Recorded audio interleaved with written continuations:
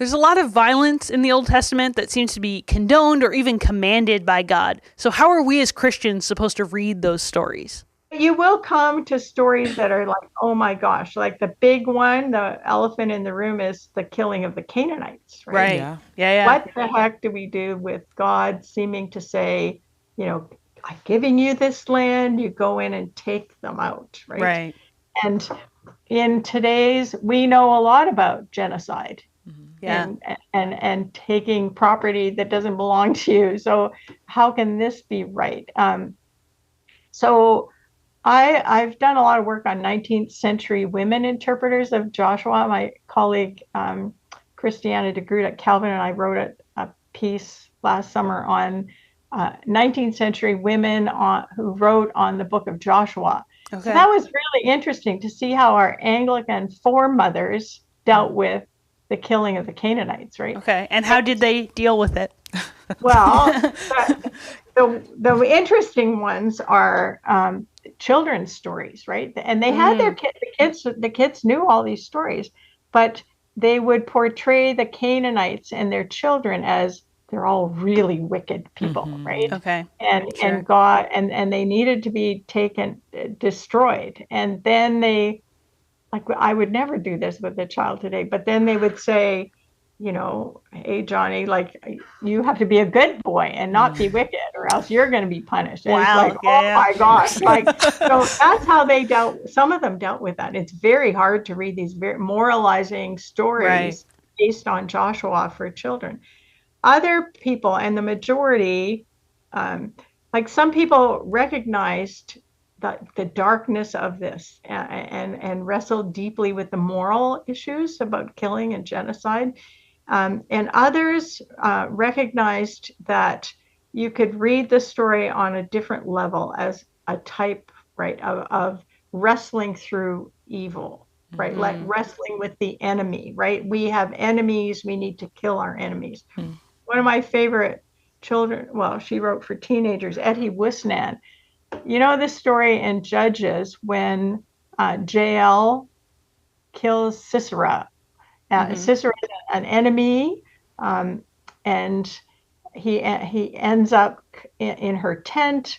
And anyway, he goes to sleep, and then she gets a tent peg and puts it right through his head with a hammer. Right. Yeah. So, I mean, that's an awful story in some ways. Like, and often they said, oh, it's not good for a woman to be a murderer like this and kill somebody. Yes, as if a man could be a murderer and that would be fine, okay. right? Oh, yeah, that would be fine, right? But a woman to do that, how could a woman do that? But teaching teenagers, she made the story all about, we all have enemies, and you need to put the tent peg in your enemy. And for her, it was drinking. Like, you teenage girls, the enemy of alcohol, right? And I thought, wow, alcohol isn't even in the story. Right.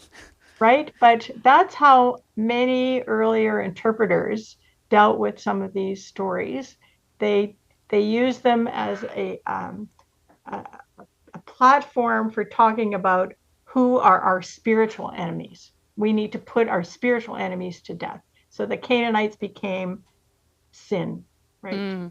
And so that's how the church often dealt with it. More recently, and here I'll put a plug into two Canadians who've written a book called Bloody, Brutal, and Barbaric. Oh, yeah. War in the Old Testament.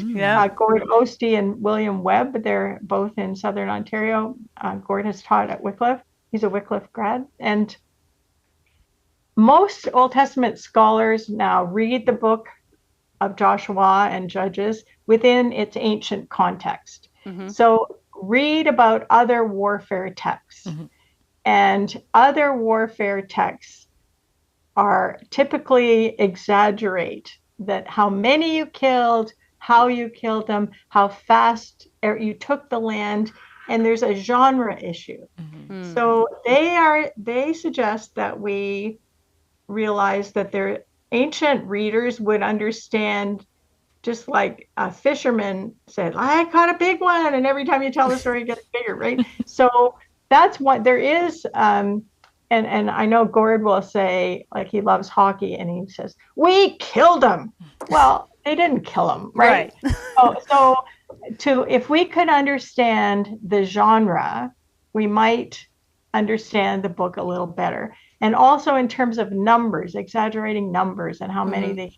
The other interesting thing that helps me is that when they knew they were being, there was like a fight coming, the women and children would leave the walled town and go to the hill country, and the people left would be the soldiers, the fighters.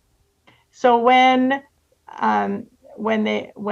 they were under siege, it would be the men trained to fight, and the women and children weren't even there. Okay. But then they would say, "We took them all." Right. So, but even within the book of Joshua and Judges, there are statements that say, "We took them all." But the next chapter, it says, "And there was still this one and this one and this one." Right. Yeah. So if you're a careful reader of the text, you know that there is a theology driving the text to say, God gave us the land and it was good and we took it. But if you read, they didn't take it all, right? And the enemies were still there. So again, knowing more about how to read the stories helps get rid of some of the ethical issues that are kind of wrestling there. Sure.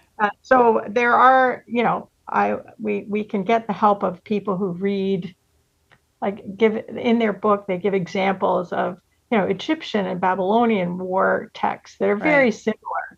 Or that the one guy says, "Oh, I traveled from Jerusalem to Egypt in a day." Well, it couldn't possibly be a day. It's a long walk. Right? Yeah.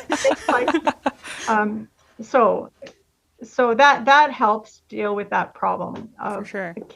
the genocide. But I mean, if God gave them the land, it had to be clear. And it's true that when, like, they made a deal with the Gibeonites, they didn't leave the land, right? So they didn't take them all. Rahab, she was saved, right? And so there, it's more complex than some people make it out to be, I would say. Sure.